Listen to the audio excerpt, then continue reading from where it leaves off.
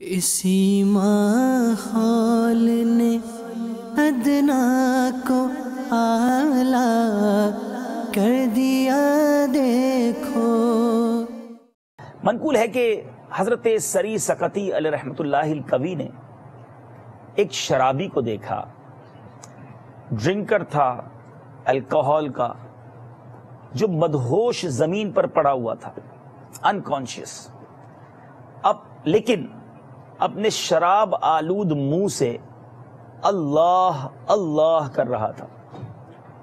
آپ نے وہیں بیٹھ کر اس شرابی کا منہ دھویا اور فرمایا، اس بے خبر کو کیا خبر کہ ناپاک منہ سے کس پاک ذات کا نام لے رہا ہے۔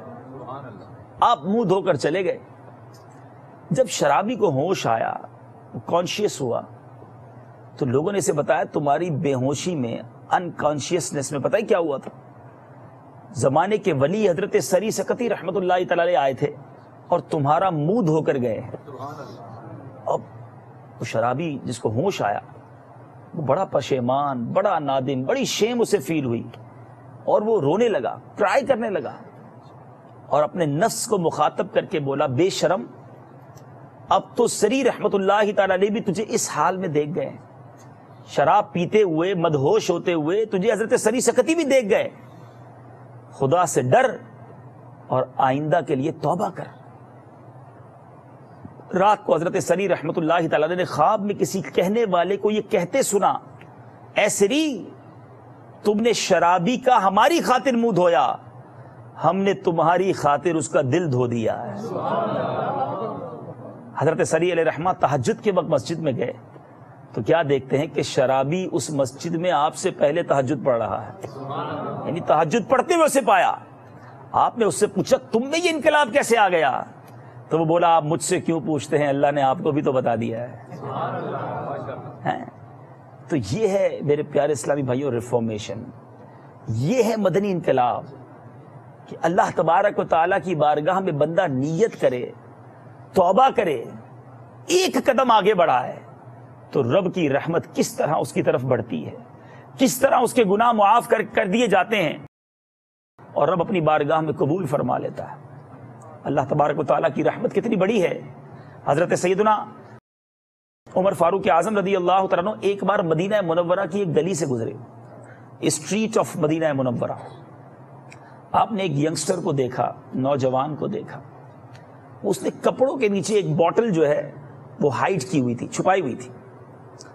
حضرت سیدنا فاروق اعظم رضی اللہ تعالیٰ نے پوچھا، بتاؤ اس کے اندر کیا ہے؟ واٹ از دس؟ اس میں کیا ہے؟ تم نے اپنے کپڑوں کے پیچھے کیا چھپائے رکھا ہے، کیا ہائڈ کر رہے ہو؟ اب اس بوتل میں ایکچولی شراب تھی، وائن تھی، مگر وہ نوجوان جانتا تھا کہ یہ فاروق اعظم ہے، اگر ان کے سامنے میں شراب کے عالم میں پکڑا گیا تو پھر تو گیا، اور ظاہر عزت بھی چلی جائے گی، اتنے بڑے صحابی رسول ہیں، ان کے سامنے میرے پاس سے شراب کی بوتل نکلے گی۔ تو اس نے بڑی شیم فیل کی نا، اور اس نے دل میں دعا کی۔ یعنی آپ ذرا سوچئے، یہ گفتگو ہو رہی ہے during this conversation, no matter of time, کوئی لمبا ٹائم نہیں گزر رہا ہے، آپ نے پوچھا کیا ہے؟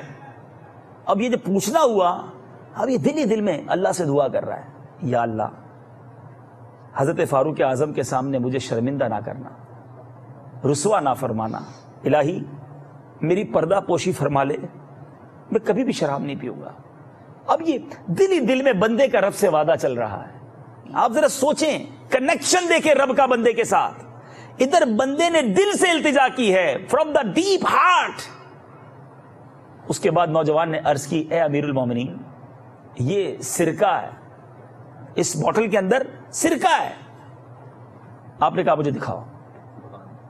جب اس بندے نے وہ بوتل آپ کے سامنے کی، سیدنا فاروق اعظم نے اسے دیکھا تو اس میں شراب نہیں، اس میں سرکہ تھا۔